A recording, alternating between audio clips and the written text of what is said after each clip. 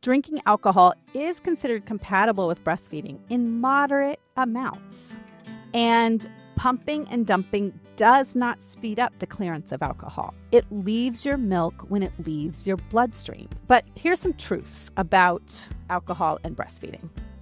You can breastfeed after moderate alcohol consumption. 1 drink equals 4 ounces of wine, 12 ounces of beer, 1.5 ounces of liquor. Before we begin, I want to share something special with all of you expecting parents out there.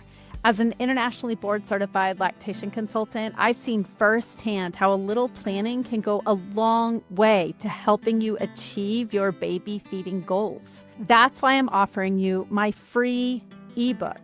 It's called Birth Practices to Support Breastfeeding, and it's a workbook. So check out the link in the description below.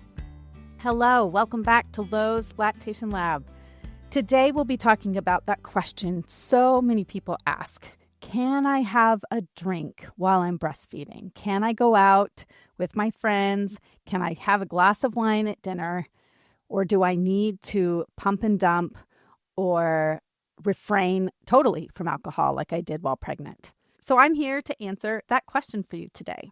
So many of us would make extreme sacrifices to be able to continue feeding our babies. In fact, people go on all sorts of elimination diets when they're trying to figure out what might be causing breastfeeding difficulties or colicky difficulties or reflux difficulties. And so it's no wonder that people think, well, I'll just avoid alcohol altogether while breastfeeding. And if that's the choice that you want to make, that is totally acceptable.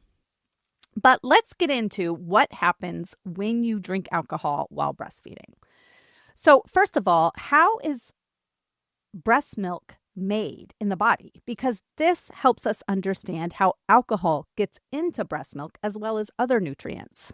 So when you are pregnant, your pregnancy hormones help to build the structure inside the breast, which are going to be creating milk.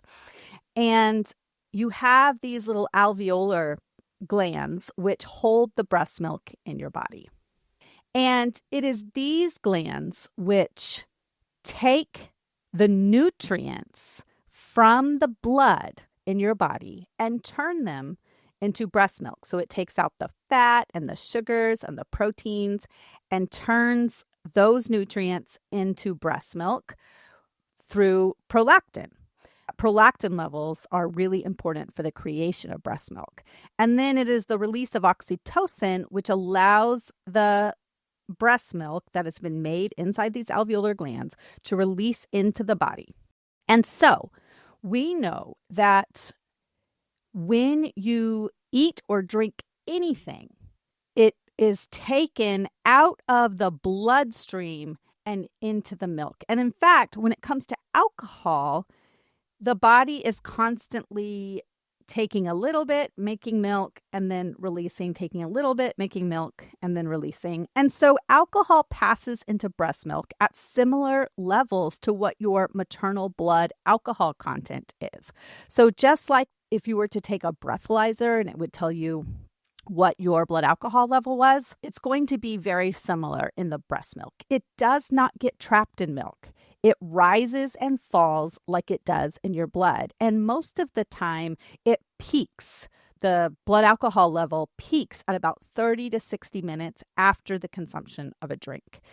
Drinking alcohol is considered compatible with breastfeeding in moderate amounts. And pumping and dumping does not speed up the clearance of alcohol. It leaves your milk when it leaves your bloodstream. But here's some truths about alcohol and breastfeeding. You can breastfeed after moderate alcohol consumption.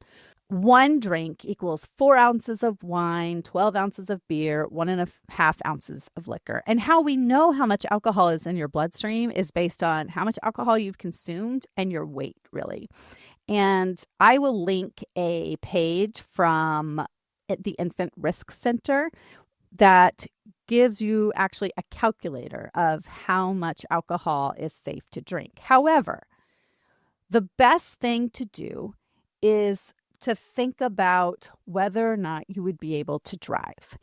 As long as you feel neurologically safe enough to drive, then you are neurologically safe enough to feed your baby. So it's best to wait about 2 to 3 hours per drink if you want the alcohol to totally clear from your bloodstream. Some people prefer to feed their baby, then have their drink, and then by the time the next feeding comes around, they would be able to feed their baby again. Now, you do not need to pump and dump. This is the next big truth that we're going to discuss.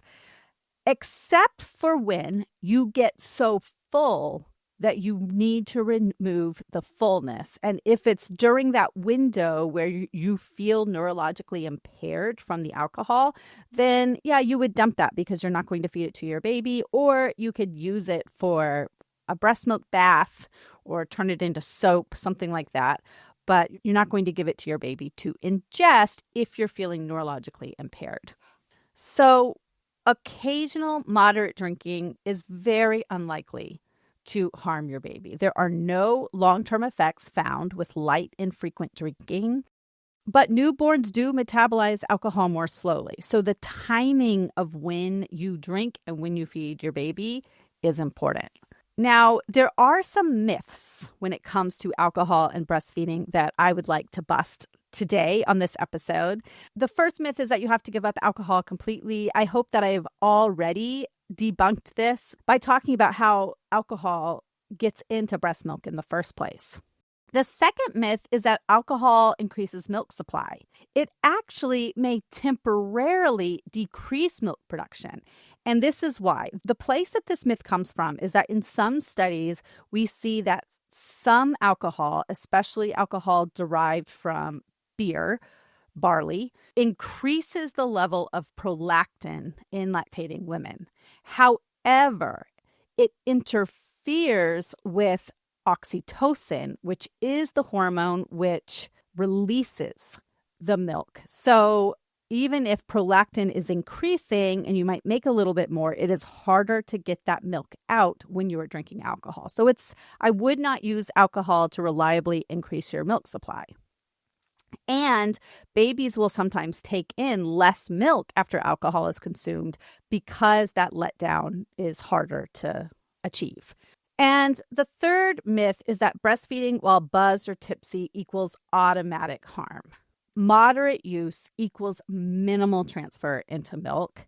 So the amount, your blood alcohol level in your body is not going to equal the same blood alcohol level for your baby because the alcohol is taken from the blood and turned into, along with all the other nutrients, because it passes that barrier.